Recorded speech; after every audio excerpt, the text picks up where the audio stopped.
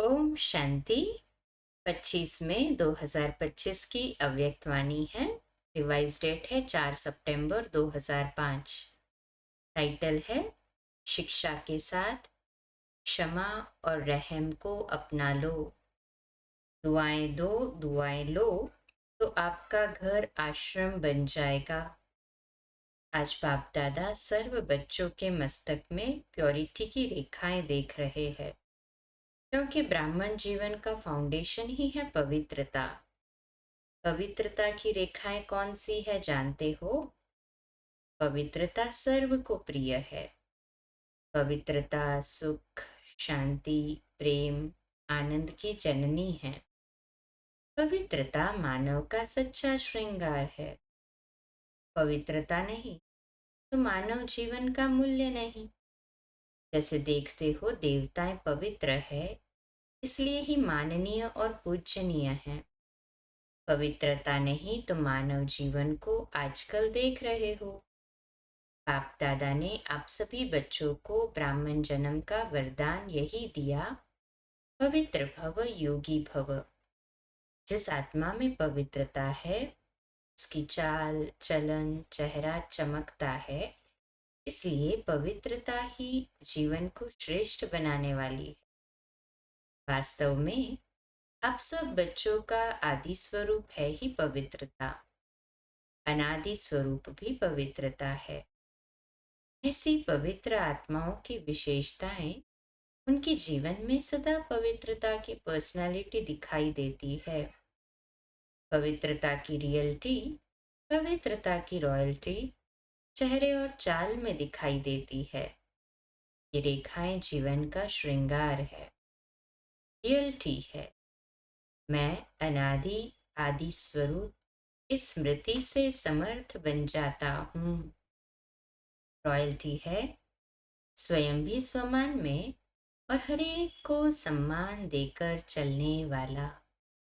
Personality है सदा संतुष्टता और प्रसन्नता। तो रियलिटी, रॉयल्टी और प्रसन्न पर्सनैलिटी, ये तीन चीजें बताई बाबा ने।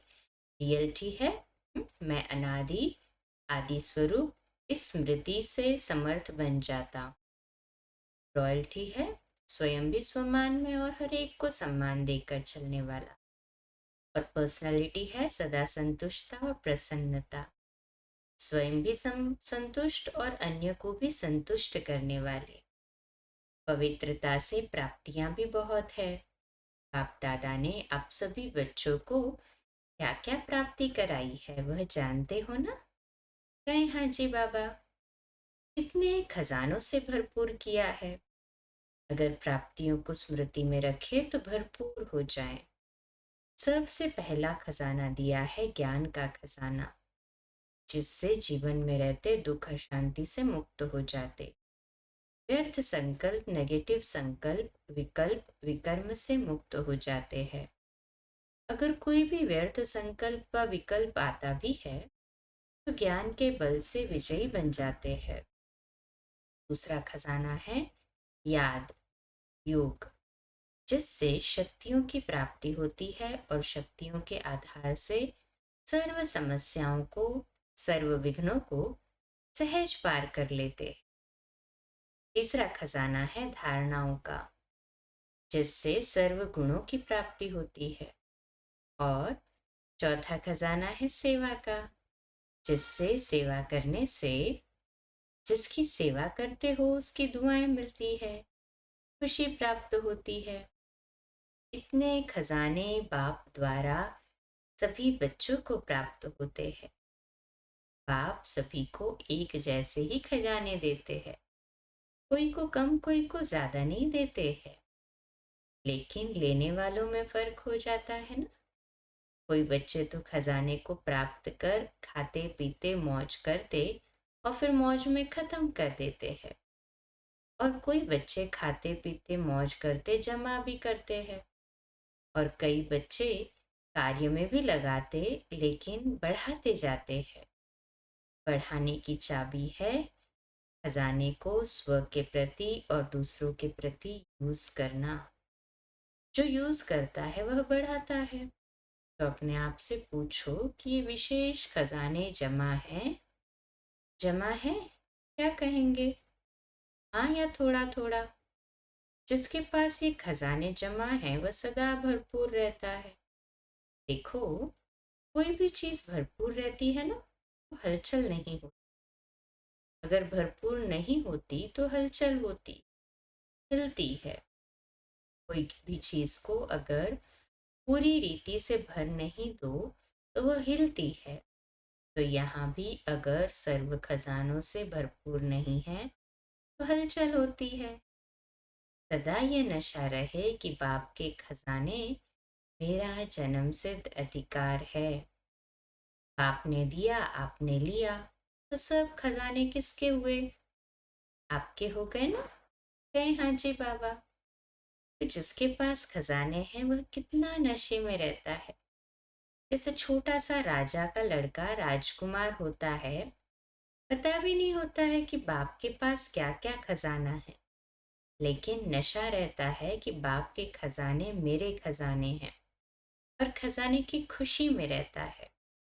अगर खुशी कम रहती है तो उसका कारण क्या होता है? बाप ने तो खजाने दिए हैं ना, सुना। लेकिन एक है सुनने वाले, दूसरे है समाने वाले। जो समाने वाले हैं वह नशे में रहते हैं। आज नए नए बच्चे भी आए हैं। बाप दादा अब लकी बच्चों को आप सब के भाग्य की मुबारक दे रहे हैं। आपके भाग्य को पहचाना है। परमात्मा प्यार, अविनाशी प्यार, जो सिर्फ एक जन्म नहीं चलता, अनेक जन्म सदा ही प्यार कायम रहता है। क्योंकि ये जो समय चल रहा है, ये समय भी संगम युग, भाग्यवान युग है। सतयुग को भी भाग्यवान कहते हैं, लेकिन वर्तमान संगम युग का समय उससे भी भाग्यवान है। क्यों? इस संगम युग में ही बाप द्वारा अखंड भाग्य का वरदान वर्षा प्राप्त होता है। ऐसे संगम युग में, भाग्यवान समय में आप सभी अपना भाग्य लेने के लिए पहुंच गए हो। बाप दादा बच्चों को बहुत एक सहज पुरुषार्थ की विधि सुनाते हैं। सहज चाहते हो ना? मुश्किल तो नहीं चाहते हो ना? इन बच्चों को अर्थात पुरानों को तो भाग्य की सहज विधि मिल गई है, मिली है ना? सबसे सहज, और कुछ भी नहीं करना, सिर्फ एक बात करना। एक बात तो कर सकते हो ना? हाँ करो या ना करो, कहो हाँ जी बाबा। मैं सभी हाँ जी बाबा। सबसे सबसे सहज विधि है, अमृत वेले से लेके सबको जो भी मिले उससे दुआएं लो और दुआएं दो। चाहे क्रोधी भी आवे, लेकिन आप उसको भी दुआएं दो और दुआएं लो। क्योंकि दुआएं तीव्र पुरुषार्थ का बहुत सहज यंत्र है। जैसे साइंस में रॉकेट है ना, तो कितना जल्दी कार्य कर लेता है। ऐसे दुआएं देना और दुआएं लेना, ये भी एक बहुत सहज साधन है आगे बढ़ने का। अमृत वेले बाप से सहज याद से दुआएं लो और सारा दिन दुआएं दो और दुआएं लो। ये कर सकते हो?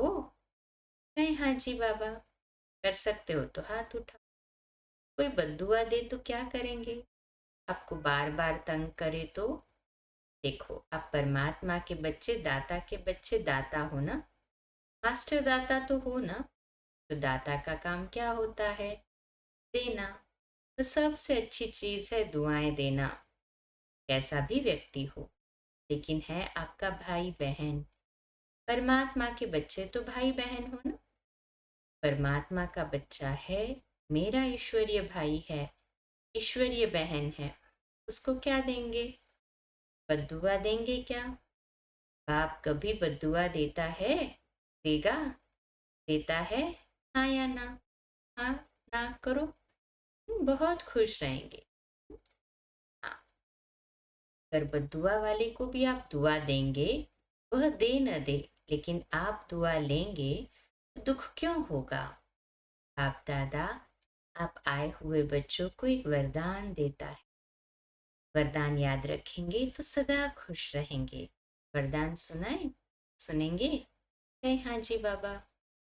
वरदान है, अगर आपको कोई दुख दे तो भी आप दुख लेना नहीं।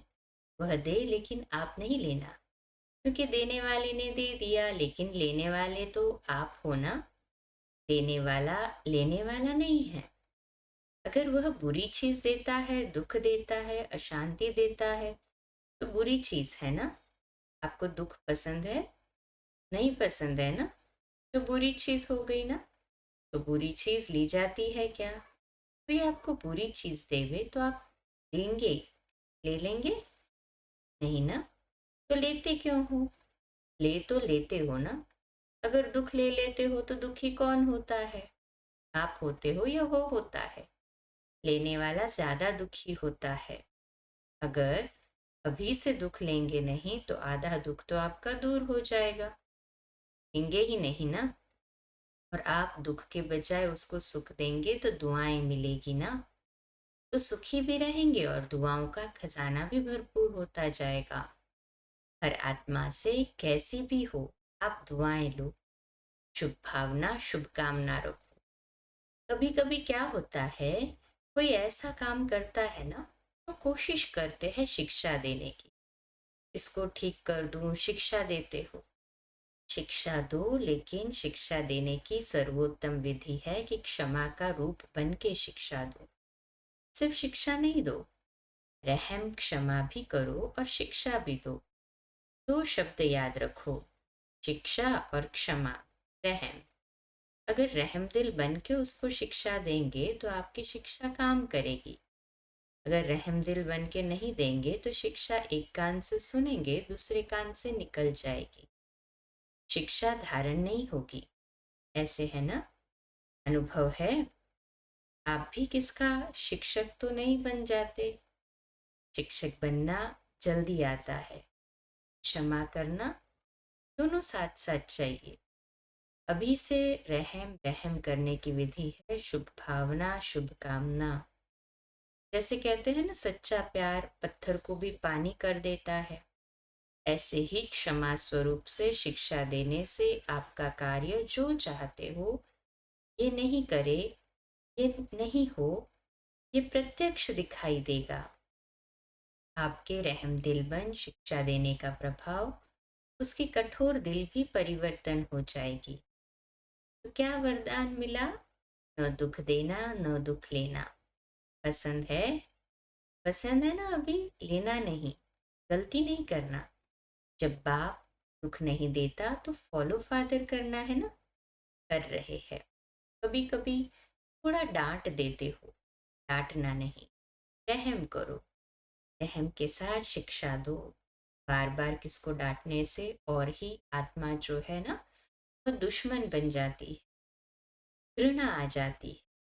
परमात्मा बच्चे हो ना, तो जैसे बाप पतित को भी पावन बनाने वाला है, तो आप दुखी को सुख नहीं दे सकते हो। अभी जाकर ट्रायल करना। ट्रायल करेंगे ना, तो पहले चैरिटी बिगिंस एट होम। परिवार में अगर कोई दुख देवे तो भी दुख लेना नहीं, दुआएं देना, रहम दिल बनना। पहले घर वालों को करो। आपके घर का प्रभाव मोहल्ले में पड़ेगा, मोहल्ले का प्रभाव देश में पड़ेगा, देश का प्रभाव विश्व में पड़ेगा। है ना। अपने परिवार में शुरू करो, क्योंकि देखो एक भी अगर क्रोध करता है तो घर का वातावरण क्या हो जाता है? घर लगता है या युद्ध का मैदान लगता है? उस समय अच्छा लगता है? नहीं लगता है ना। आप लोगों के लिए भी है। आज वीआईपीज के साथ मधुबन वाले समर्पित भाई बहनें भी सामने बैठे हैं। बाबा कहते हैं अपने अपने साथियों से, अपने अपने कार्यकर्ताओं से न दुख लेना न दुख देना, दुआएं देना और दुआएं लेना। अगर आप अधिकार से ऐसे समय पर भी दिल से मेरा बाबा कहेंगे, परमात्मा बाबा, मेरा बाबा, तो कहावत है कि भगवान सदा हाजिर है। अगर आपने दिल से अधिकार रूप में ऐसे समय पर मेरा बाबा कहा, तो बाप हाजिर हो जाएगा। क्योंकि बाप किस लिए है? बच्चों के लिए तो है, और अधिकारी बच्चे को बाप सहयोग नहीं दे, ये हो ही नहीं सकता, असंभव। तो परिवर्तन करके जाना, जैसे आए वैसे नहीं जाना, परिवर्तन करके ही जाना। क्योंकि देखो, इतना खर्चा करके आए हो, टिकट तो लगी ना, खर्चा भी किया, समय भी दिया, तो इसकी वैल्यू तो रखेंगे ना। वैल्यू है स्व परिवर्तन से पहले घर का परिवर्तन, फिर विश्व का, देश का परिवर्तन। आपका घर आश्रम बन जाए, घर नहीं आश्रम। वैसे शास्त्र भी कहते हैं गृहस्थ आश्रम, लेकिन आज आश्रम नहीं, आश्रम अलग है, घर अलग है। तो घर को आश्रम बनाना, दुआएं देना और लेना, ये आश्रम का कार्य है। आपका घर मंदिर बन जाएगा। मंदिर में मूर्ति क्या करती है? दुआएं देती है ना। मूर्ति के आगे जाकर क्या कहते हैं? दुआएं दो, मर्सी मर्सी कह के चिल्लाते हैं। आपको भी क्या देना है? दुआ, ईश्वरीय प्यार दो, आत्मिक प्यार दो। शरीर का प्यार नहीं, आत्मिक प्यार। आज प्यार है तो स्वार्थ का प्यार है, सच्ची दिल का प्यार नहीं है। स्वार्थ होगा तो प्यार देंगे, स्वार्थ नहीं होगा तो डोंट केयर। तो आप क्या करेंगे? आत्मिक प्यार देना, दुआएं देना, दुख न देना, न दुख लेना। देखो, आपको चांस मिला है, बाप दादा को भी खुशी है। इतने जो भी सब आए हैं, भारत के करीब 250 वीआईपीज रिट्रीट में आए हुए, इतने घर तो आश्रम बनेंगे ना, बनाएंगे ना पक्का। कि थोड़ा थोड़ा कच्चा, जो समझते हैं कुछ भी हो जाए, थोड़ा सहन तो करना पड़ेगा। समाने की शक्ति कार्य में लगानी पड़ेगी, लेकिन सहन शक्ति का फल बड़ा मीठा होता है। सहन करना पड़ता है, लेकिन फल बड़ा मीठा होता है। तो जो पक्का वायदा करते हैं घर घर को स्वर्ग बनाएंगे, मंदिर बनाएंगे, आश्रम बनाएंगे, वह हाथ उठाओ। देखा, देखा देखी में नहीं उठाना, क्योंकि बाप दादा हिसाब लेगा ना फिर। देखकर नहीं उठाना। सच्चा सच्चा मन का हाथ, मन से हाथ उठाओ। अच्छा दादियाँ, इनको इसकी क्या प्राइस देंगे? हाँ बोलो। दादी, इतने मंदिर बन जाएंगे तो आप उसको क्या प्राइस देंगी? अपने घर वालों को ले आवे। ये प्राइस नहीं दी, ये तो काम सुना दिया। बाबा जो आज्ञा करे, दादी ने कहा। फिर बाबा कहते, देखो प्राइस तो आपको मिल जाएगी, कोई बड़ी बात नहीं है, लेकिन लेकिन है। लेकिन बोले, आप जाने के बाद अपनी धारणा से परिवर्तन करना, और 15 दिन के बाद, मास के बाद अपने रिजल्ट लिखना। तो एक मास भी दुख नहीं देगा, तो एक मास भी दुख नहीं देगा, न लेगा, उसको बहुत अच्छी प्राइस देंगे। अगर आप आएंगे तो मुबारक है, अगर नहीं आ सकेंगे तो इस सेंटर पर भेजेंगे। अच्छा, चारों ओर के देश विदेश के बच्चों की याद बाप दादा को मिली है। चाहे फोन द्वारा याद भेजी है, चाहे पत्र द्वारा, चाहे दिल में याद की। तो बाप दादा सभी बच्चों को, चाहे भारत के चाहे विदेश के, रिटर्न में दुआएं और याद प्यार पदम गुना दे रहे हैं। चारों ओर के परमात्मा प्यार के अधिकारी बच्चों को, चारों ओर सर्व खजानों से भरपूर, निर्विघ्न, निर्विकल्प, निर्व्यर्थ संकल्प रहने वाली श्रेष्ठ आत्माओं को, साथ साथ सर्व परिवर्तन करने और कराने के उमंग उत्साह में उड़ने वाले बच्चों को, साथ साथ बाप दादा को सच्ची दिल का समाचार देने वाले सच्चे दिल वाले बच्चों को विशेष दिलाराम के रूप में, बाप के रूप में, शिक्षक के रूप में, सदगुरु के रूप में पदम गुना याद प्यार और नमस्ते। रूहानी बच्चों की रूहानी माता पिता बाप दादा को याद प्यार, गुड मॉर्निंग और नमस्ते। वाह बाबा वाह, प्रिया बाबा शुक्रिया। आज का मीठा वरदान, भटकती हुई आत्माओं को यथार्थ मंजिल दिखाने वाले चैतन्य लाइट माइट हाउस भव। आज का स्वमान, मैं चैतन्य लाइट माइट हाउस आत्मा हूँ। विश्लेषण, किसी भी भटकती हुई आत्मा को यथार्थ मंजिल दिखाने के लिए चैतन्य लाइट माइट हाउस बनो। इसके लिए दो बातें ध्यान पर रहे। पहली, हर आत्मा की चाहना को परखना, जैसे योग्य डॉक्टर उसे कहा जाता है जो नर्व्स को जानता है, ऐसे परखने की शक्ति को सदा यूज करना। दूसरी, सदा अपने पास सर्व खजानों का अनुभव कायम रखना। सदा ये लक्ष्य रखना कि सुनाना नहीं है, लेकिन सर्व संबंधों का, सर्व शक्तियों का अनुभव कराना है। स्लोगन है, दूसरों की करेक्शन करने की बजाय एक बाप से ठीक कनेक्शन रखो। दूसरों की करेक्शन करने की बजाय एक बाप से कनेक्शन ठीक रखो। अव्यक्त इशारा, रूहानी रॉयल्टी और प्योरिटी की पर्सनालिटी धारण करने का अपना निजी स्वरूप व वरदानी स्वरूप सदा स्मृति में रहे तो अपवित्रता और विस्मृति का नाम निशान समाप्त हो जाएगा। विस्मृति व अपवित्रता क्या होती है? अब इसकी अविद्या होनी चाहिए, क्योंकि ये संस्कार व स्वरूप आपका नहीं है, बल्कि आपके पूर्व जन्म का था। अभी आप ब्राह्मण हो, ये तो शूद्रों के संस्कार व स्वरूप है। ऐसे अपने से भिन्न अर्थात दूसरे के संस्कार अनुभव होना, इसको कहा जाता है न्यारा और प्यारा। अच्छा, कम बोलो, धीरे बोलो, मीठा बोलो, सत्य बोलो, सोच समझकर बोलो। निमित्त भाव, निर्माण भाव, निर्मल वाणी। आज का नया दिन आप सभी को मुबारक हो, मुबारक हो, मुबारक हो। शुभ दिवस। ओम शांति।